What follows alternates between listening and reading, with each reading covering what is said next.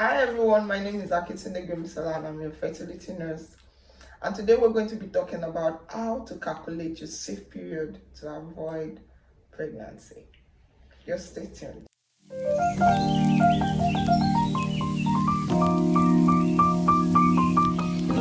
Welcome back. And so in some of our videos, we talked about how to calculate your menstrual cycle length and also your ovulation. If you've not seen that video, just ensure to see those videos because it will be helping you in these particular videos we're going to be discussing. And if today is your first time on this channel, I want to say thank you for joining us on this channel, and please do like, share and subscribe. And to all my returning subscribers, I just want to give you a thumbs up. Thank you for staying tuned.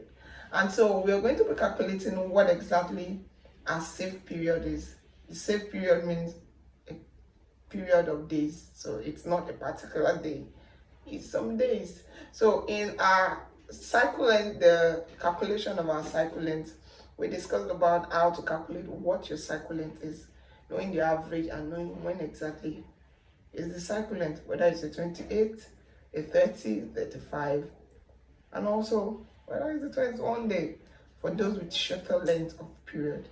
So in calculating your safe period, you must be able to ascertain when exactly is your menstrual cycle length. You must be able to know your length, because if you don't know your cycle length, how would you be able to know when exactly you're ovulating? And that is the peak at which the egg is being released, and to be able to know when to avoid that period whereby you are ovulating. So that is the reason why those two videos are very important. So now that you've established your cycle length, whether it's a 28 day, and you've also seen that okay, your ovulation actually occurs in the middle of your cycle length. So dividing your cycle length into two now, we have for a person with 28 day cycle, so we are taking our 14th day to be our ovulation day. That is the day she's ovulating.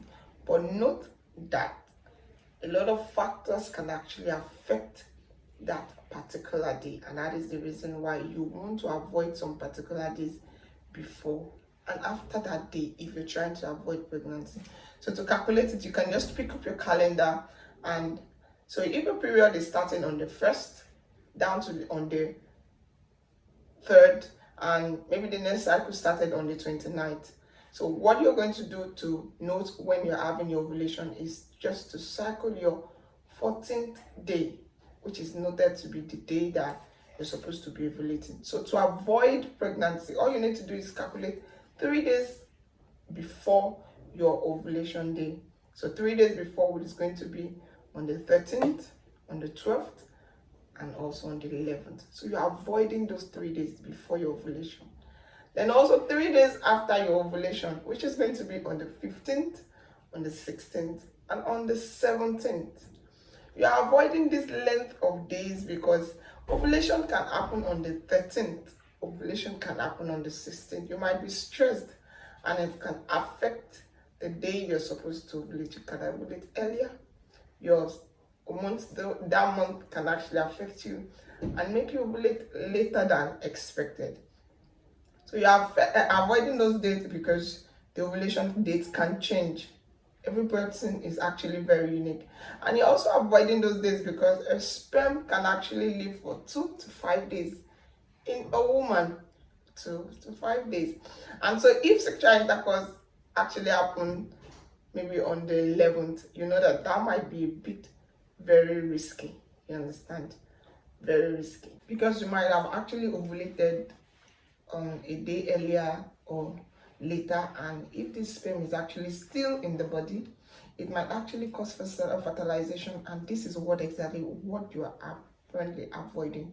So it is noted that if your menstruation starts on the 1st down to the 3rd, you are actually free within 7 days after your period.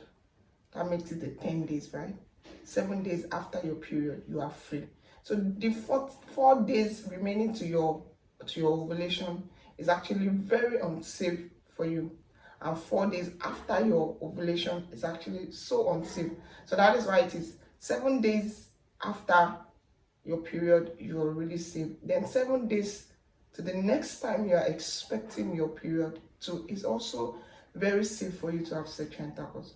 So avoid fertilization or pregnancy by one, avoiding sexual intercourse, unprotected sexual intercourse 4 or 3 days before your ovulation and 4 or 3 days after your ovulation. So you actually save 7 days after your period and 7 days before your next menstrual period. Note that 7 days after your period and 7 days before your next menstrual period. So if this video has actually added some values to you, please do like, share, and subscribe. Tell somebody about it. Please kindly subscribe so that whenever we drop another video that would be very helpful and insightful, you will be able to get the notification promptly. So see you in our next video.